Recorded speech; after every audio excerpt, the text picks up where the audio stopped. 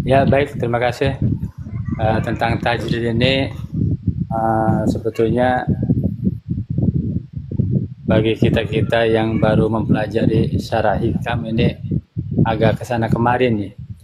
Jadi pemahaman-pemahaman tentang tajwid ini, kalau misalnya apa namanya, tidak mengetahui contoh-contoh tajwid, agak-agak ribet juga nih memahaminya.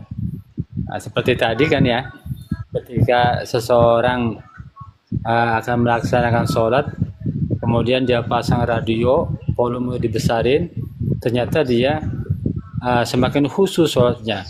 Nah, ini pun termasuk contoh-contoh yang saya sebutkan ini kategorinya kategori apa gitu ya. Tapi tadi sudah diterangkan ya.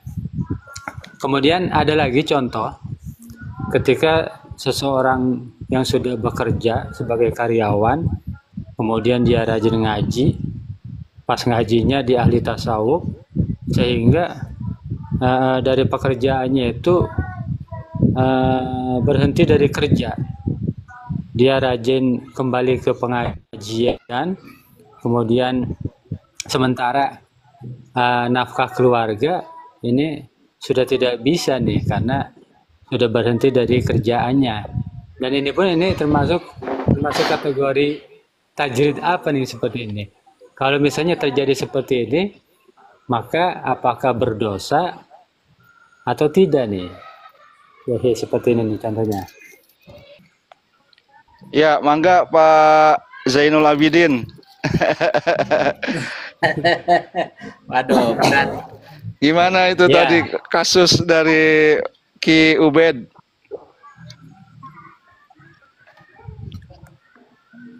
Ya, Karena ngikut ngaji Al-Hikam, iya. Pak Ubed jam 8 mestinya ada di kelas, tapi ternyata ada di masjid sholat duha.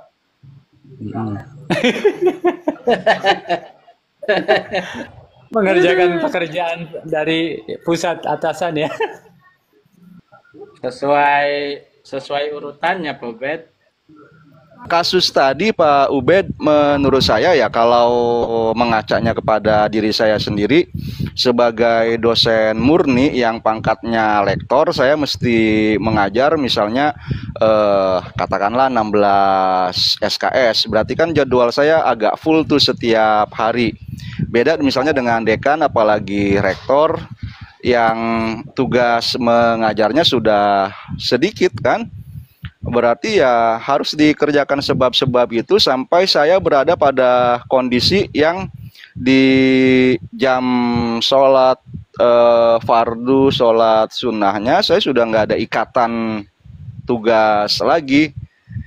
Ya, misalnya ya kalau apa namanya atasan kan kerja fisiknya semakin berkurang, lebih banyak kerja apa namanya ide gagasannya gitu. Jadi keterikatan dia dengan orang lain mesti bertemu dan sebagainya semakin berkurang begitu. Jadi ya nggak bisa disamakan. Oh kan dekan saya rektor saya juga gitu jam segitu sudah bisa sholat duha, sudah setiap waktu zuhur sudah siap di masjid. Yang mengajarnya kan wajibnya juga cuman misalnya 3 SKS saja sudah terpenuhi, 6 SKS sudah bisa lebih gitu. Tapi mungkin ya berarti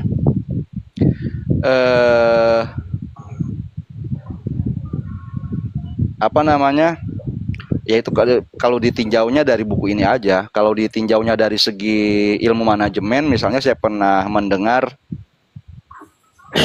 ada UIN yang misalnya memang membuat jadwal perkuliahannya itu jam 11.30 sudah selesai semua untuk pagi hari. Silakan. Ya, berarti kalau ya saya baru baca dikit, nyimak yang di itunya ya, yang di Ya mudah-mudahan bener nih. Kalau tajrid itu berarti ada tajrid yang berkaitan dengan dohir, ya gitu ya. Iya, Yang kedua berkaitan dengan batin atau kolbu ya kan? Ya Pak. iya, Tad- iya, di bahasan ini, iya betul. Iya betul. ya gitu ya. Nah, kalau ini di sini nih. Jadi tajrid itu tadi ada dua, dengan dohir dengan batin. Artinya kalau dohir itu meninggalkan sebab-sebab. Artinya kalau eh, sudah dikatakan tajrid, artinya sudah penuh keyakinannya kepada Allah tentang bab yang apapun gitu ya, baik rezeki maupun yang lainnya, itu sudah full keyakinannya bahwa yang menggerakkan segala sesuatunya itu adalah Allah. Nah, contohnya kalau di bab rezeki itu kayak cicak lah ya. Cicak kan rezekinya di apa ya, datang Nyamuk. sendiri lah. Ya, datang sendiri kan, cicak kan. Iya. Iya, suka datang sendiri lah. Dia nggak bisa Bisa terbang, makanannya bisa nyamuk itu. terbang, nggak bisa apa kan. Tapi dia diberi langsung oleh Allah rezekinya. Gitu. Yang kedua batin, berarti batin itu kan keyakinan akan bahwa segala sesuatu itu maupun sebabnya itu ya dari Allah. Nah, berarti kalau pemahaman saya untuk tajrid bukan ya di era modern ya, di tasawuf modern ya. Menurut Hamka itu tidak mesti harus meninggalkan pekerjaan. Kalau kita niatkan pekerjaan itu sebagai ibadah bukan sebab, maka dia sudah tajrid. Karena keyakinannya bahwa rezeki itu datangnya dari Allah. Keyakinannya bahwa segala sesuatu itu sudah ditentukan sama Allah. Hingga kita bekerja itu dalam rangka sebagai khalifah, perintah yang lain, perintah memakmurkan bumi, perintah sebagai khalifah. Nah, di kitab ini sepertinya di kami ini penekanannya tajwid ini berkaitan dengan rezeki ya Pak, benar nggak? Nah, jadi dalam tasawuf modern menurut Hamka itu yang mesti kita tajwid itu batinnya, batiniyahnya, bahwa kita tidak lagi tergantung pada sebab, tapi tetap bekerja. Kalau kita sebagai dosen ya kita bekerja sebagai dosen, tapi tidak meyakini bahwa rezeki kita itu datang dari gaji atau dari lain-lainnya saja.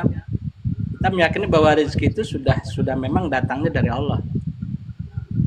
Gitu. Jadi kita sudah full total bahwa rezeki itu bukan dari sebab kita mengajar dapat gaji. Gitu. Tapi rezeki itu sudah memang dikasih sama Allah gitu loh. Gaji itu. Jadi tidak mesti harus meninggalkan pekerjaan di era modern ini menurut Hamka ya, tapi lebih cenderung ke batinnya. Jadi kalau kita simpulkan badaniyahnya kita tetap melakukan pekerjaan, tapi batiniahnya bertajrid gitu, meninggalkan sebab-sebab, meyakini bahwa segala sesuatu dengan sebab. Kita yakin bahwa segala sesuatu sudah dari Allah. Kita bekerja. Nah, yang kedua tadi Pak Ubed ya, mana tadi itu salat duha apa bekerja? Kalau saya bekerja dulu, yang wajib dulu, yang wajib karena bekerja itu wajib hukumnya. Jadi kalau yang sunnah itu duha. Nah, berarti kita bisa pilih bekerja dulu, baru setelah bekerja baru sholat duha gitu. Itu kalau secara ininya. Jadi jangan menilai sholat duha dulu baru ini, kecuali yang masih bisa ditunda ya. Saya kira itu kalau bisa ditunda mah nggak terlalu urgent. Setelah sholat duha baru bekerja itu tidak masalah sepanjang ya pimpinan fleksibel gitu. Artinya memahami. Kalau tidak urgent sekali ya. Artinya bisa dua-duanya dilakukan. Sholat duha iya, bekerja iya, kan gitu. Tapi jangan jadi alasan mau sholat duha kemudian meninggalkan pekerjaan yang urgent gitu ya. Saya kira itu cuma teknis aja, Babet.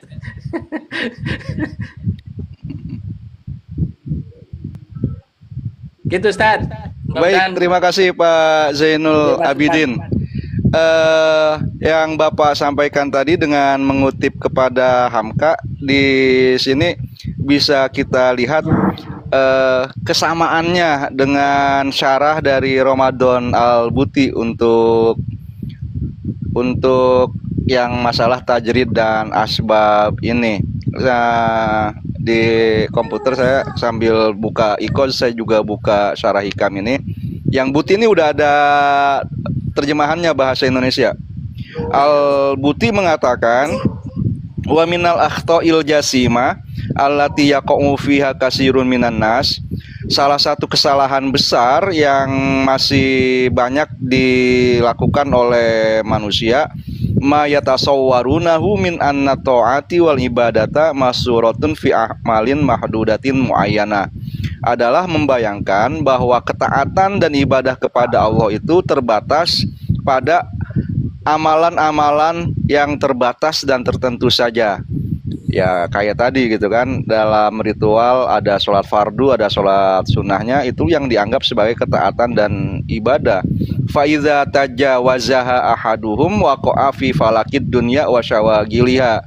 Jika dia melewatinya, maka dia sudah terjatuh dalam orbit atau lingkaran kesibukan duniawi, menganggap bahwa mengajar, berdagang, bertani atau ngojek ya, ngojol dan sebagainya bukan sebagai ibadah, bukan sebagai ketaatan seperti yang Pak Zainul tadi sampaikan. Ya padahal buat seorang dosen, guru, ibadahnya dia adalah itu tadi, itu prioritasnya seperti yang dikatakan Hamka. Hazihi nazrotun taklidiyatun batilah. Membatasi ibadah pada amalan yang tertentu seperti itu adalah pandangan tradisional klasik gitu ya, yang sudah lumrah tapi batil, tapi salah. Dan selanjutnya wal haqqu annal amala sholiha kullahu ibadah. Sebenarnya semua amal soleh itu adalah ibadah. Ya, Mungkin Pak ya. Itu Ustaz Al-Ghazali itu ada jadi di bab rezeki itu saya pernah baca. Jadi kalau sebab itu mengakibatkan mendapatkannya rezeki, berarti ada orang yang duduk aja kemudian dia dapat rezeki banyak, sementara ada yang bekerja keras gitu kan, yang siang malam jadi siang jadi malam, tapi dapatnya sedikit, bahkan tidak dapat apa-apa, kosong. Nah itu artinya bahwa ya yang lebih enak itu yang tanda tangan dapat banyakan gitu, ada kan, berarti kan nggak melalui kerja keras tuh ya kan. Ada yang kerja keras itu kan siang malam, tapi dapatnya sedikit, bahkan bisa jadi ketika pulang dengan tangan kosong. Itu artinya kalau kita meyakini bahwa segala sesuatu termasuk rezeki itu ya sudah ditetapkan oleh Allah gitu. Jadi di Al-Ghazali itu lebih ekstrem lagi. Sekuat-kuatnya kamu ikhtiar, katanya begitu, sekuat-kuatnya kita itu ikhtiar, kemudian apapun yang kita lakukan itu tidak melampaui apa yang sudah ditetapkan oleh Allah.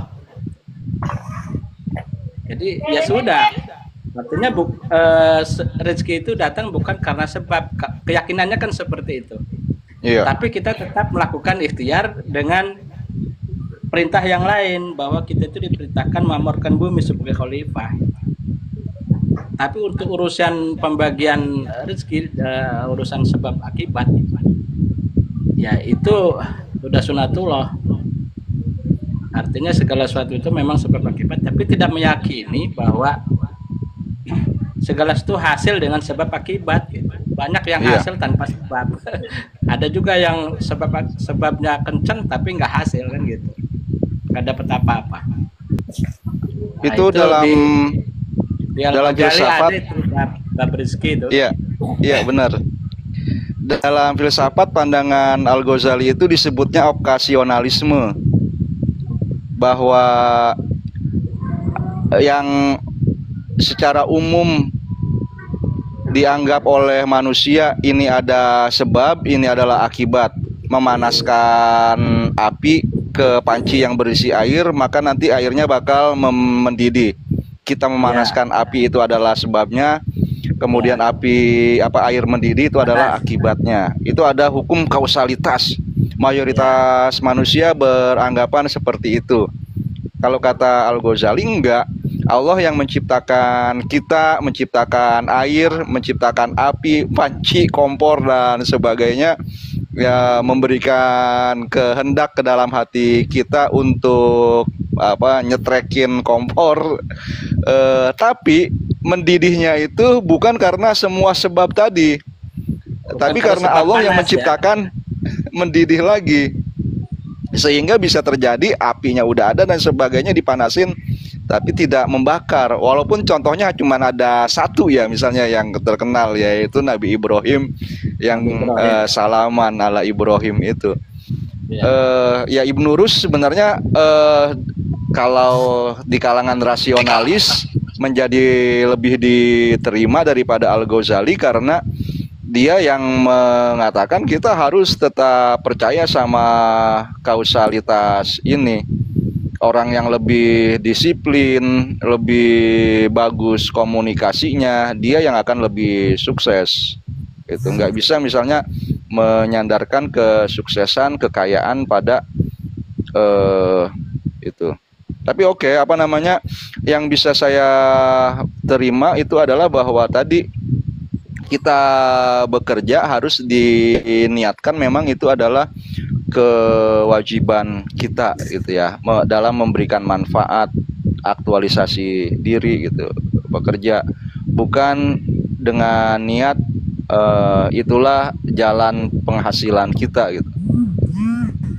Kalau yang mau mentransfer uang honor kita, gaji pokok, gaji tunjangannya belum mentransfer, ya misalnya kayak gara-gara segitu aja bisa belum nyampe artinya, itu kan. Ya artinya untuk bertasawuf ya Ustaz, berarti kalau untuk bertasawuf itu tergantung dari tingkatan makomnya. Kalau kita sudah mampu di makom tajrid meninggalkan sebab, ya kalau menurut saya tidak berdosa. Atau menurut Al-Ghazali juga, menurut Al-Ghazali ya, itu juga ya kayak tadi Pak Betul, contohnya tadi itu dari tadi itu Pak Bet ngajar nanti terus meninggalkan pekerjaan, akhirnya bertajrid lah gitu, tapi makomnya belum sampai makom tajridnya, keyakinan, sehingga bubar akhirnya kan, kembali ke awal, akhirnya susah sendiri gitu, karena di makom tajrid itu sangat sulit, sangat ya harus betul-betul full keyakinannya. Iya. Gitu. Iya. Artinya kalau kita masih di makom asbab, kemudian kita coba masuk ke makom tajrid tanpa melalui proses yang panjang, ya yang mantep gitu. Saya kira banyak yang gugur ya, banyak akhirnya kembali lagi ke asbab, ke makom asbab. Iya. Mungkin kalau yang tadi kan ada tajrid batin juga, itu misalnya tajrid batin ya kita tulus ikhlas mengerjakan semua amalan kita hanya karena Allah. Menulis artikel itu ya karena itu ibadah, bukan karena misalnya di BKD ditagih setiap semester. Tapi kita belum bisa nyampe ke situ, gimana gitu kan. Ya udah turut saja nulis artikelnya karena memang tagihan BKD. Ya artinya berarti baik terpaksa maupun tidak terpaksa kita sudah menjalankan tugas sebagai khalifah. Iya, itu makomnya baru sampai situ gitu ya. Iya. Jadi tidak meyakini rezeki itu datangnya dari dia tapi dari Allah. Iya. Datangnya. Ini ada tamparan keras nih Pak Jinul. Apa tuh Pak? Ada tamparan keras nih. Silakan disampaikan Pak. Allah pada makom tajrid, sementara ia hendak keluar daripadanya menuju pada makom kasab, maka yang demikian ini merupakan keinginan yang melorot. Pak Ubed mah sudah membongkar materi kita buat minggu depan itu. Kita baru baca setengah nih Pak. Dari kema kedua. Oh. Iya, orang yang makomnya sabab pengen tajrid, ya gitu. Tajrid. Oh, belum ya? Belum ke situ. Belum nyampe ke sono. Iya. Ya udahlah, nggak apa-apa. Ya minggu depan. Minggu depan insya Allah. Baik Pak, udah jam 9:10 nih. Ya betul. Kita sedikit aja asal istiqomah insya Allah. Istiqomah dan bisa memahami apa yang disampaikannya. Ya benar, amin ya Rob. Ya baik, langsung. Ya baik, karena waktunya sudah ditutup oleh Pak Ubed. Ubed doa Ubed. Untuk doa biasa ya. Iya silakan Pak. Ya. Allahumma sholli ala sayyidina Muhammadin fil awwalin wal akhirin wa barik wa sallim wa radiyallahu ta'ala an sadatina ashabi sayyidina Rasulillah. Amin. Bismillahirrahmanirrahim. Lakal hamdu ya maulana ya ma'bud hamdan yafi ni'amahu wa yudafi'u niqamahu wa yukafi'u mazidah. Ya Rabbana lakal hamdu kama yanbaghi li jalali wajhikal karim wa 'azimi sultanik. Allahumma sholli ala sayyidina Muhammadin salatan tunjina biha min al-ahwali wal afat wa taqdi lana biha jami'al hajat wa tutahhiruna biha min jami'i sayyi'at. وترفعنا يا الله عندك أعلى الدرجات وتبلغنا بها أقصى الغايات من جميع الخيرات في الحياة وبعد الممات إنك على كل شيء قدير. اللهم صل على سيدنا محمد صلاة تجعلنا بها علمائك المكرمين المعظمين وتلهمنا بها علما لدنيا بإلهام الملائكة المقربين وحب المرسلين وارزقنا العلم والحكمة والعفو برحمتك يا أرحم الراحمين. اللهم ربنا تقبل منا إنك أنت السميع العليم وتب علينا إنك أنت التواب الرحيم.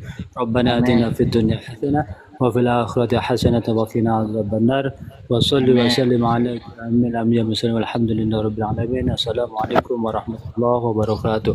Waalaikumsalam warahmatullahi wabarakatuh.